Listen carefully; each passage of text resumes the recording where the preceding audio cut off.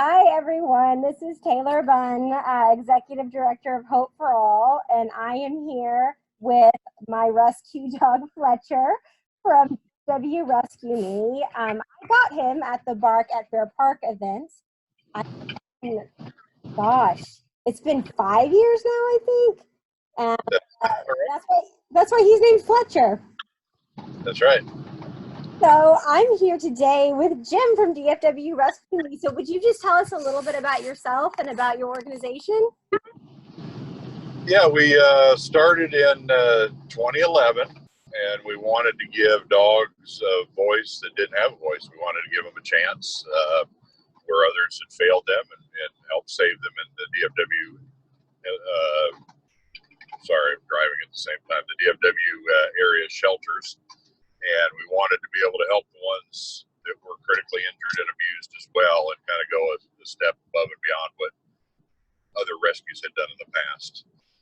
And my wife and I were co-founders with that, with a couple of other folks that have moved on to other rescues. So it was a neat collaboration to get started. We carried it on.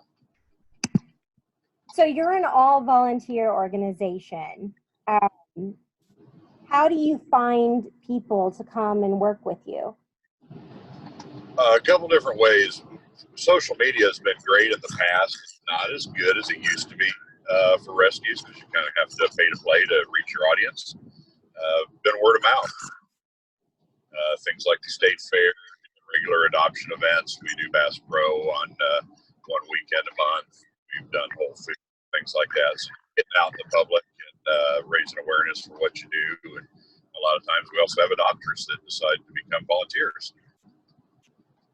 Now, Bark at Fair Park, y'all have been doing that for a while now. How successful has that been for you for finding homes for dogs? It's been great. It's our biggest, not only our biggest adoption event, it's also one of our biggest fundraisers for the year, because we're able to sponsor things like that. We've been doing it for 9 years now.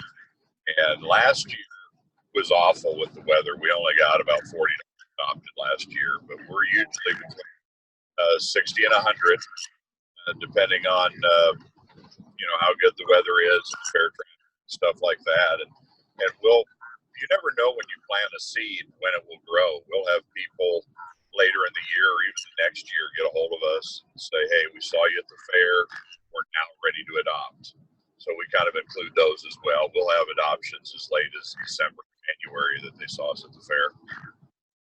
So it's pretty neat. And one of the best parts of the fair is having previous adopters come to the booth and bring pictures of the ones that they've adopted in the past. It's great. We get that almost every day. That's so fun. So what drew me to y'all, of course, was your kissing booth. How did that get started? We had been doing events like Taste of Dallas and things like that, and we'd seen some other groups do a kissing booth, and we thought, that's really kind of a neat idea, and we could sell sponsorships for the kissing booth and show another way for the dogs to interact with the people, especially some of the different breeds that people usually don't meet, don't get to see. And it's been really successful. It's been a great time, and it's on TV a lot whenever they come through the fair, and I have TV coverage. We always get the kissing booth out there, and the dogs love it. Yeah. Let me clarify that the kissing booth is for the dogs, not exactly. for people. So I want to manage expectations. Now, That's I can right. tell you, when I walked by, I had kind of been thinking about getting another dog. I already had one. I didn't really want to get outnumbered, but my first rescue is a Chihuahua mix. And she's pretty much a stereotypical Chihuahua, super territorial, really clingy. And my plan was, I'm going to go and get a big dog, because she likes big dogs. And I wanted like a mix or a lab, or like, one of those goofy dogs that is just happy and like loves people, just to try to get her to be a little bit more social. And so I go to your event, and of course I left with what I was planning on going for. He was 6 pounds when I got him. So my plan did not work. How often have you seen people show up with something in mind that they feel like this is the dog I need, fall in love with another one and leave with something totally different? Quite often, actually, and those are really the funnest adoptions for me, is when somebody will come in with an expectation and we'll meet them and their family and kind of figure out their energy and their family dynamics and suggest a better option for them, a breed that they've never even thought of that really fits their family dynamics better. And it's really fun to be a matchmaker. What's your best matchmaking story? Oh, the one that was the most rewarding. My wife and I love bloodhounds, and that's our favorite breed. And we foster the bloodhounds that come into the rescue. And we had a family that really wanted to adopt one, but their male lab was just a terror. The vet was afraid to neuter him. I mean, he was just a terror. So we worked with this guys. We got him to our vet, and we did a 6-month introduction where they would come out and we would walk together and get the dogs walking together and just kind of get used to each other. We did this for 6 months before they finally took the dog home, and they became inseparable, just best buds. And that was the most rewarding for me because it just took so long, and it really worked out. It was pretty neat. Since then, they've adopted 2 more bloodhounds. Oh, that's nice. What do you love about bloodhounds? They're like 12-year-old boys. They are dorky and lovable and goofy and smelly and usually low energy, and they just want to do whatever. Hey, bud, what are we doing today? Okay, let's do that. Do. And I kind of like that because I'm kind of low speed myself. So it's been a lot of fun. We've got 6 bloodhounds at our house, and they're just. Oh, wow. So y'all have a little bit of a different process for adoption than some other places. I know with my first rescue, I showed up. He's my soulmate. I love Fletcher. With Fletcher, I went and I applied, and then we did a home visit, and there was a trial run. And I, of course, was, immediately in love with this ball. But some people might find that you come in and it doesn't work. Like my Snow White, my first dog, is picky about other dogs, and I knew we were okay because your volunteer came in and we met. She set Fletcher down, and Snow White was like whatever and left. So I'm like, okay, we're cool. How often do people in that trial run figure out like this isn't the dog for me, or why do you feel like that process is so important for finding the right home?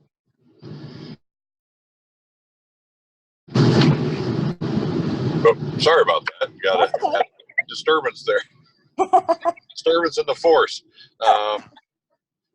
The process, I think, is incredibly important because you don't get to see everybody's relaxed, natural state until about 3 days into the process.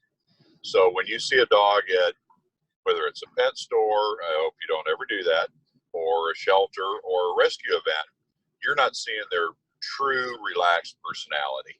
And on the first initial meet and greet, you're not seeing your dog's true feelings either, because it's, hey, bud, how's it going? And then 2 days into it, it's like, Mom, really? You're bringing another kid home? And that's when you start to see how everybody's going to match and gel and get along. And it's important for everybody that they have the option to decide that it's the right fit. And if a dog does come back, and it's a low percentage of the time, but it does happen, it doesn't mean anybody was bad. It's just not the right fit. And most of the time, everybody will try another dog.